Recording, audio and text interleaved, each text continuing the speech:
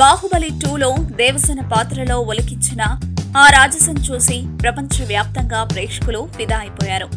చరిత్రకు ఫ్యాంటసీకి సంబంధించిన ఏ సినిమా అయినా సరే యువరాణిగా, రాణిగా, రాజకుమారిగా ఆమె అయితేనే చూస్తాం అనేంత క్రేజ్ ని సంపాదించుకుంది దేవసేన.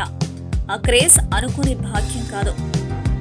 10 ఏళ్లకు పైగా చిత్ర పరిశ్రమలో నలుగుతూ మెరగొందుతూ తనకంటూ ఒక ప్రత్యేక స్థానం దక్కించుకున్న విజయ దరహాసం ఆమె అందరూ మెచ్చుతున్న అనుష్క.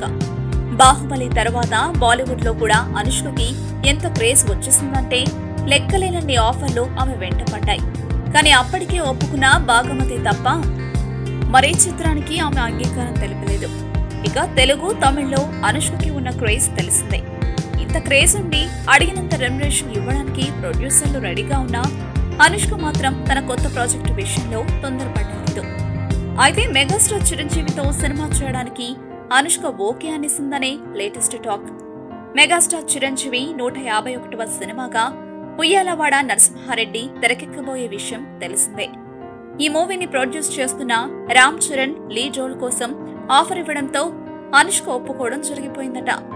ఇక అధికారికంగా ప్రకటన రావడమే తరువాయి, చేయడమే మిగిలిందనేది ఇన్సైడ్ టాక్. ప్రస్తుతం అనుష్క లీడ్ రోల్ లో చేస్తున్న భాగమతి రిలీజ్ కి రెడీ అవుతుంది.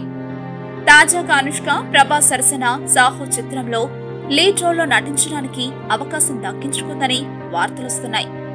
ఇప్పుడు చిరంజీవి సినిమాలో కూడా లీడ్ రోల్ తనకే దక్కింది. సెలెక్టివ్ గా అయినా సరే అనుష్క సరైన చిత్రాలని ఎంచుకుంటోందని అర్థమవుతుంది కదూ. ఆలస్యంగా ఎంచుకున్నప్పటికీ అనుష్క ఎంపిక ద్వారా ఉయ్యాలవాడకు ఫేస్ వాల్యూ వచ్చేసినట్లే. సినిమా సూపర్ హిట్ కాకపోయినా బాగానే ఉంది. యాజ్ ఎ పూజారి జూనియర్ ఎన్టీఆర్ అంటే అల్లు అర్జున్ కొంచెం స్టైలిష్ గా ఉంటాడు. సో అలాంటి మూవీసే సెట్ అవుతాయి అనమాట. ఇలా పంతులు లాగా ఇలా సెట్ కాకుండా